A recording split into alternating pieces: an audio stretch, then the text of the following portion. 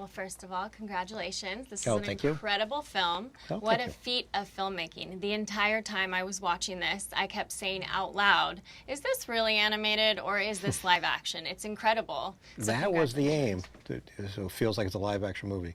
It does. And how did you first get involved with The Lion King? Well, I got involved because I did Jungle Book, and as we were doing Jungle Book, we started to realize that we could actually pull off a photorealistic version. And of course, the next other movie that seems appropriate would be Lion King. So that was Jon Favreau's favorite. So he was, as we're finishing Jungle Book, he's saying, "Well, what if we did Lion King? You think we could pull that off? And think we could improve what we did?" And so that was the aim at that point: is how photoreal can we make this? And I'd say you pulled it off quite thank you. nicely. And when you first were approaching this film, what did you find to be the advancements of technology from the Jungle Book to use with this film? There was a couple. One is that we wanted to, when we shot Jungle Book, we did this sort of virtual cinematography, but we only had a camera, which is a portal into the virtual world, so you can only see what the camera sees.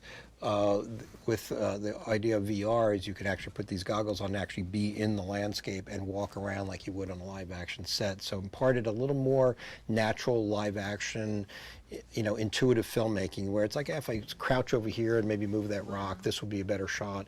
And now that you see everything in front of you, you can now give it this illusion of the life that a live action film generally gives you that an animated film generally doesn't. Wow. So that was one of them. And so now we had to develop that to be a production tool so that we could use it. And we had Caleb Deschanel, who's a spectacular live action cinematographer, be able to walk in and just grab a camera like he's used to grabbing, put a dolly track down like he's used to doing it, lighting it the way he's used to doing it, and so the end result would look like we actually went to African film. So that was kind of the advancement. The other advancement is really just the people, but because we worked on Jungle Book, they just got really good. The animators got really good at mimicking animal behavior and the finesse of that and the finesse of the rendering skills and the grooming skills and all that stuff. It's just the same group of people. It probably wouldn't have happened if the same group did not do the next movie. It wouldn't have advanced as much as it did. But And did you find it a tad bit intimidating, seeing as the first Lion King is so iconic and so beloved? I mean, the first Lion King is basically my childhood.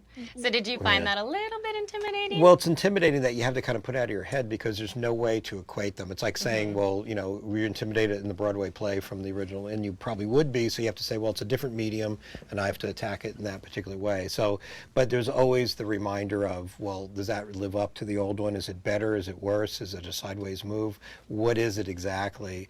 And you have to say, well, forget that. We're just trying to make an entertaining movie from this source material and do all that. The critics will say whatever they're going to say about it, no matter what. Everybody's going to have an opinion. It was too similar, not similar enough, and so you can't even sort of even get from them what the consensus would be. So you have to just use your own judgment. And can you walk me through the process and the time it would take to make a character and create a character like Simba and Mufasa specifically? That takes months. Actually, we did sort of a casting session of what real animals look like, see all the different faces, and start to say, well, which one is the most appealing to you, and then try to figure out why.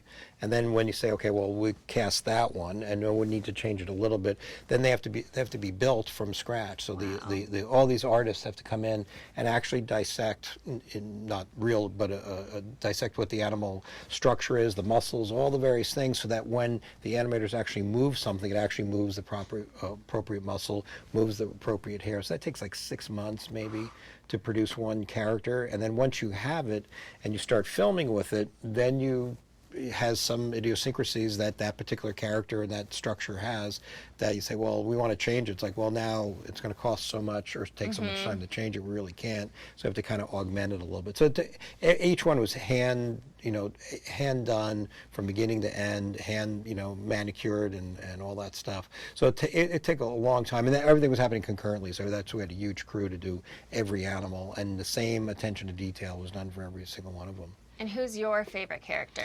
My favorite character is Scar, I think. The bad guy. I like it. He's the bad guy. Well, it's true to tell his voice. It's the behavior of the animal. It's the way he looks. He looks like the character he's playing, and he just photographed beautifully. No matter what we did, he was the one character that was always photographically like the most photoreal.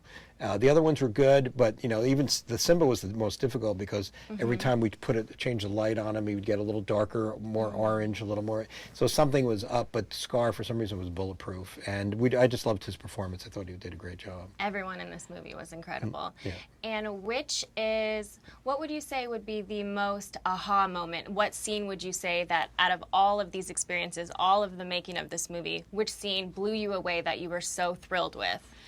Boy, there's a bunch of them. The first time you see Timon and Pumbaa, I think there's something about. We did the imitation of the David Lean movie and Coming Out, so it's a little bit of a surprise of what actually is going to happen next. And those guys are just so funny that it just brought the whole movie to life because it just came from a really dark little scene, which is meant to tug at your emotions and feel really terribly, and you need this lift, and they produced the lift, and it was that's when it's going to work. You have that, and you say, well, we did the sad part. Now we have to change the course of the movie, and they pulled it off. They were great. Now sum up this movie in one word if you can.